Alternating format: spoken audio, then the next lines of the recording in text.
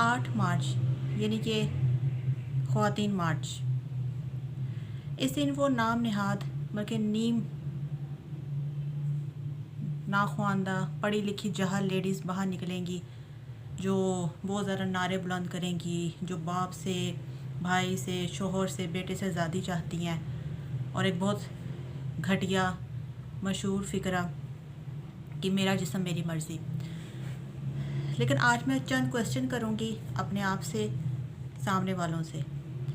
سب سے پہلے یہ کہ ہماری مرضی کہاں تک چلی، وہ ہر کوئی اپنی زندگی میں انالیسس کر سکتا ہے کہ اس کی مرضی کہاں کہاں پہ چلی، ہمارے پیدا ہونے سے لے کر اب تک اور ہمارے مرنے تک۔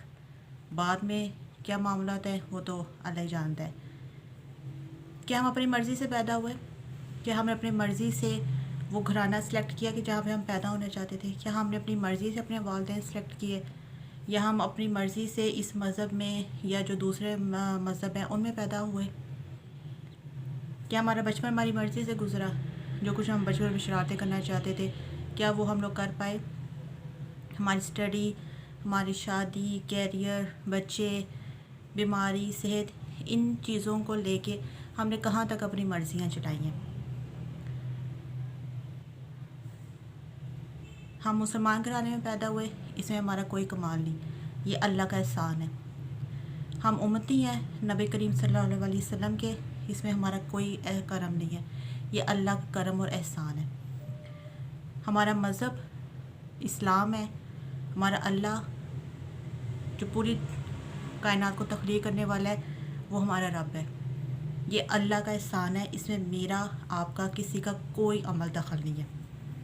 اس کے بعد ہم لڑکی پیدا ہونا چاہتے تھے کہ ہم لڑکا پیدا ہونا چاہتے تھے، ہم بعض وہ کہتے ہیں نا کہ او ہو کاش میں لڑکا ہوتی تو میں یہ کرتی وہ کرتی، مرضی چلی اس میں ہماری؟ نہیں چلی نا۔ ہمیں پیرنٹس اللہ کا شکر ہے بہت اچھے ملے، اللہ کا لاکھ دفعہ شکر ہے، لیکن بہت سارے لوگوں کو اچھے پیرنٹس مطلب کئی جگہ کچھ مسائل ہوتے ہیں، کیا وہاں پہ ان کی مرضی چلی؟ چلے یہ تو باتیں ہیں بڑی، میں اپنی بات کرتی ہوں، اپنی مثال میں دیتی ہوں۔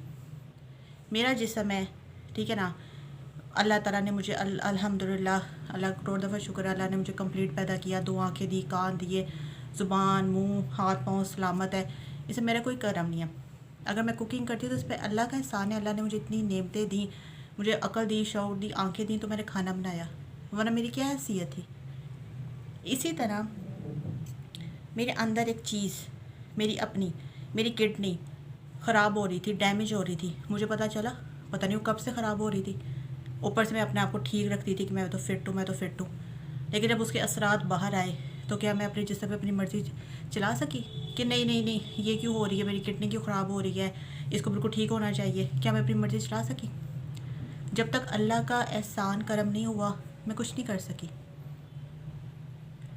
میں ڈائلسس نہیں کروانا چاہتی تھی، میرے ڈائلسس ہوئے، کیا میں نے اپنی مرضی چلائی اپنے جسم پہ؟ نہیں چلی نا۔ یہ جو جعفری کیس ایک ہوا ہے نون مقدم کا، کیا وہ لوگ اپنی مرضی چلا سکے؟ اگر انہوں نے اپنی مرضی چلائی تو کیا انجام ہو ان دونوں کا؟ ایک دنیا سے چلی گئی اور ایک دنیا سے جانے کے لیے تیار بیٹھا ہے، کتنی مرضی چلا لی انہوں نے اپنی، اور کہاں تک چلا سکتے ہیں؟ مرنے کے بعد کیا ہم اپنی مرضی چلا سکتے ہیں؟ زندہ انسان تو اپنے اوپر مکھی نہیں بیٹھنے دیتا، اور مرنے کے بعد ہیں ہم دوسروں کے رحم و کرم پہ ہوتے ہیں، آتے وقت بھی دوسروں کے رحم و کرم پہ ہوتا ہے، زندہ رہنے کے لیے بھی ہم دوسروں کے رحم و کرم پہ ہوتا ہے، مرنے کے بعد بھی ہم دوسروں کے رحم و کرم پہ ہوتا ہے، کہیں مرضی نہیں چلتی نا۔ ہاں بہت ساری جگہوں پہ جیسے اگر ہم جو اسٹڈی کرنا چاہتے ہیں، اور بہت سارے اللہ تعالیٰ نے ہمیں رائٹس دیے ہیں، یہ اللہ کا احسان ہے، ہمارے اس میں کوئی احسان نہیں ہے، ہمیں تو اگلے لمحے کی بھی خبر نہیں ہے۔